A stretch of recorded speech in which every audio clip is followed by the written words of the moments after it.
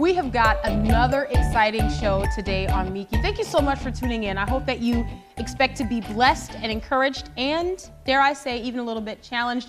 We're talking about, and this is probably not a good word, but we're talking about the evolution of the Christian church. So maybe I should say the phases of the Christian church and looking at how she's changed and evolved over the years. Not always for the better, but definitely there have been many changes since the day that Jesus said, "You're Peter, and upon this rock I'm going to build my church." There have been several changes, and we're going to take a look at those today. And who knows, maybe in your heart you're going to be challenged to search out the Lord in a different way. Maybe you're going to be challenged to play a more active role in your local assembly. But I hope that you will be challenged, that you'll be encouraged. And right now in studio with me, I've got Paul Bass. Hey, Paul. Hi. Paul is the director of the Homeschool Channel with American Family Association. But Paul, you have been on a journey, and here's why we're talking about this today. Yeah. You have been on a journey for quite some time now, as you've been surveying the landscape and looking at the Christian church and seeing its ups and downs and what's great about the Christian church and what's not so great about the Christian church. But you also grew up in church. You're a pastor's son. Right. We talked about that. We said you don't want to say pastor's kid. It's like you're always a pastor's kid. Yeah, because you're married with kids. Old, pastor's kid. Exactly. Exactly. But it's something everybody, when you hear it, you conjure up all these thoughts of what it means to be what we would call a PK. Right? So let's talk about that a little bit, because you've seen maybe what we would call the underbelly of the church because your dad is a pastor. Yeah, I have. Dad was a pastor ever since I knew him, and probably 3, 4, 5 years ago, somewhere in there, he retired. Mm-hmm. But just growing up, I was always that kid in the church. I'd go to school, and if I saw a friend, they would go, the reason why we couldn't make it to school, to church was, my grandmother, and, it's like, okay, I'm your friend. Yeah. I'm not taking notes and going and telling my dad about this. You became like this walking conviction. Yeah. Just because people knew your dad was a pastor. Right. Wow. Okay.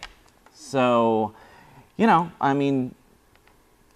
did move around a little bit when God called him to another place, and got to see that happen, got to meet a lot of Christians in different cities. Also got to form relationships with other ministers and see how, because you're always bringing in other ministers in the church. So I think even today that's one of the reasons why I have sort of a broad view of the church. The church is not this little building. It's not this little group here. The church are the body of believers. Yes. Yes. The assembly of called out ones. And so I think that probably helped. That is by forming relationship with other families that were ministers as well. Well, let's talk about this now, because you have grown up in church, and even in your adult years, not necessarily being a part of your dad's church, but you've been a part of several churches. If you had to, and I'm putting you on the spot here, maybe categorize these churches, how would you describe them and how they varied in their style or their approach to the body at large? Well, there may be little differences, but overall, in the traveling I've done from Florida to California to Colorado to Mississippi, they've all pretty much done the same thing. Okay. And when I looked at it, and I'm thinking another book that Barna wrote was Pagan Christianity. Yeah, I've heard of it. And he said to take a look at when you go to church, what is it that's biblical? We like to say that we do church by the book. But if you look, when did pews start? When did the lectern start, where the pastor speaks from a lectern? When did an organ come into the picture? Mm-hmm. All of these things. And it doesn't mean that they're bad, but let's look at where it started and say, is this biblical? Okay, so because you're throwing some people for a loop there, Paul. Don't mess with the pews, right? And don't mess with the pulpit. Don't mess with this style of executing church, because this is how we've always done it. Right. But you even get today, because as we get more contemporary, we look sometimes in disdain at things like pews, and so we bring in chairs, and we think that does it, for us. Or we look at the choir and say, well, that's kind of old-fashioned, so let's bring in the praise group. But we still are doing the same thing. We're still looking at another group and we're saying, okay, this is. We even go to conferences that tell us, hey, how do we do this? How do we make a praise band? Yeah. And that praise band will bring people into our church. And then we need a youth leader here because he's dynamic. And so he'll bring young people into our church. Yeah. So there's this formula going out there. And in my opinion, I would rather, Christ said that I be lifted up and I will draw all men unto me. And so that's just what I'm looking at and where God is calling our family. And he's actually, to tell you the truth, I know that this is horrible to be saying as a pastor's kid, but he's actually pulled us out of that institutionalized church.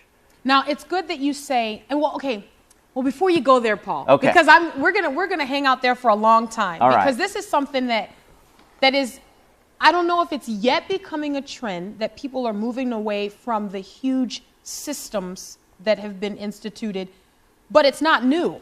Yeah. It's not new to say that they're doing that. But before we do that, my question is, because I was listening as you were talking about the way the church is always trying to keep up. We're not going to do choirs anymore because that's passé, right? So now we're going to do ensembles and we're going to do little worship teams and, or maybe we'll do these big lights and tracks because this is what, So my question is this.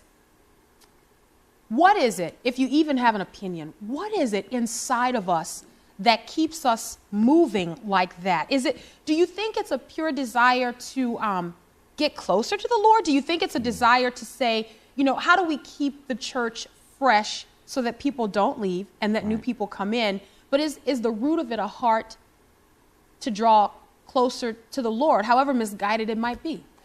Well, actually, I think that I can't judge on that. Mm-hmm. That we can't judge on that. Yeah. And that the Holy Spirit only knows the intentions of the heart. And I think that most people are really doing it out of a heart of a servant heart, in that they are trying to look for ways to bring more people in. Yeah. I think what happens because of our flesh is that we tend to want to appeal to the flesh of others, and we want to appear relevant. So, I think that flesh gets in there. And I don't want to look at the whole movement, the megachurch movement or whatever movement it is, and say it's wrong. But I can only say that it could be wrong. It could be wrong. We can do it with the wrong intention. Yes, and it's very easy to do it that way. There was something that happened, and I don't know when this shift started happening. Paul, you might be able to speak to this better than I can. But people started to desire to have a cool church. They started to desire to be palatable to the world. And I could understand the description of it, but there's still this, this cringe inside that happens when I hear people say, well, here's our motivation. Here's what we want to do. Mm-hmm. We want to have a cool church. Yeah. We want to have that trendy church, because I think, well, when you have a cool church, what do you have to sacrifice to maintain your coolness? What is at stake? You know what I'm saying? Right. I think America is full of teenagers. We are a bunch of 45-year-old people walking around as teenagers. Seriously, because explain that, Paul. And I tell teenagers and I tell my children, if you can get over cool, you have gone so far. Just put cool away. Whatever you have to do to get rid of cool and the idea that I'm cool. Because people are going to laugh at you anyways. Yeah. They're going to look at you, and whatever you do, someone's going to think it's goofy. Yeah. You know? And you're going to constantly be, you're going to be on a treadmill trying to catch up with cool. Yeah. But if we can move cool out of the way, I think that we will be able to see what the real mission is. So absolutely. I think the pursuit of cool is causing damage to the body of Christ. Wow. If I may say so. Well, I think you may. And now let's go back to this journey that your family has been on with respect to your dad, because we wouldn't want to downplay what the Lord called your dad to do and do extraordinarily. So, but with respect to that, there has been this family shift that's happening, and my husband and I will have just kind of been drawn to you guys and your family and what the Lord's been speaking to you and what God is doing. And so I'd like to have you share just a little bit of that, maybe encourage our viewers and challenge a little bit of their traditional thinking. Okay. Well, can I start out with testimony, I guess? Yes, okay. absolutely. Well, being a teenager, wanting to be cool, that's where I tripped up. And I obeyed the laws that, my family gave me, my parents, and I was that kid that other kids' parents would like them to hang out with. Okay. Yeah. And so Which I is thought, always well, good. I'm doing good, you know, but I kind of needed some more cool, So what happened with me was that I started to look at my parents as uncool. Okay. And so I was following their rules, but inside was dark. I was rebellious inside. And mentally, emotionally, I checked out from their authority. I was disobeying the commandment, and I was not honoring them. Wow. What I did was I ran to the youth group. I ran to be with my peers and to be with those cool youth leaders. Yeah. In my time, there were some really great conversion stories, and they were hippies, their lives were changed, and they were neat to see how God was working with them, but they were cool as well. Yeah, yeah. So I wanted to be around them and not my cool parents. So what I am doing now is trying to get cool out of the way. I'm trying to rebuild what I personally did. It wasn't my parents' fault, but when I rebelled from them, now I am trying to honor them as I raise my children up I will be the sole discipler of my children. Wow. Wow. And sometimes that takes a fierceness and, just a go-getter kind of attitude, because there is so much out there available. Yeah, because, that's not easy. It's not. And there are a lot of cool things out there, and there are a lot of good programs, whether they're Sunday schools, youth groups, and things like that. And I would never say to somebody, let's do away with Sunday schools altogether. Let's do away with youth groups, because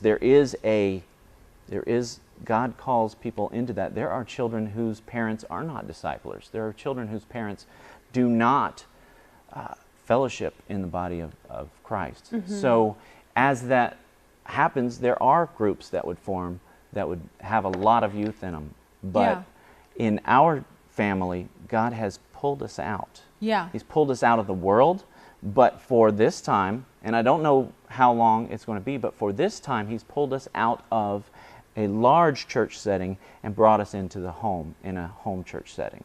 Okay, now we're running out of time in this segment. We're running out of time, but here's what I'm going to do.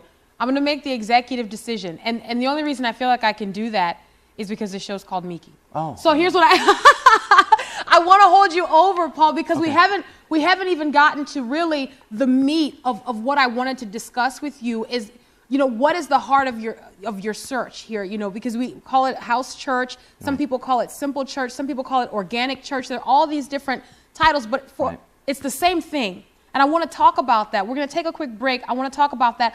I also want to talk about how you take cool out of the equation. I think your oldest is 12? 12. Okay. She's headed right towards that desire for coolness. Yes. And because somebody is watching right now and they're going, tell my kid not to worry about being cool is like saying you're never going to ever eat pizza. You're a kid. That's what you do. Right. You know what I mean? And Right. so I want to know how you do that. I want to know how you take cool out of the equation. I also want to know how you strip everything away to where you become the sole discipler of your children. Because, even as you said that, I have to admit, and I love the Lord with the entirety of my heart. When you said that, I thought, but it is so difficult to do that because there are so many external influences. There's so much that grabs at our children, even from within our own family. And Will and I have had to, we have faced this thing where we both grew up in Christian families, and so we know that they love the Lord, but we think, oh no, but that's not our philosophy. But we don't want to say it like that. We right. want to go back here and do it, so it's really difficult. So we come back, we'll take a quick break, Right. and when we come back, Paul Bass still in studio with me. I'm going to hold him over. I hope I don't get into too much trouble doing that.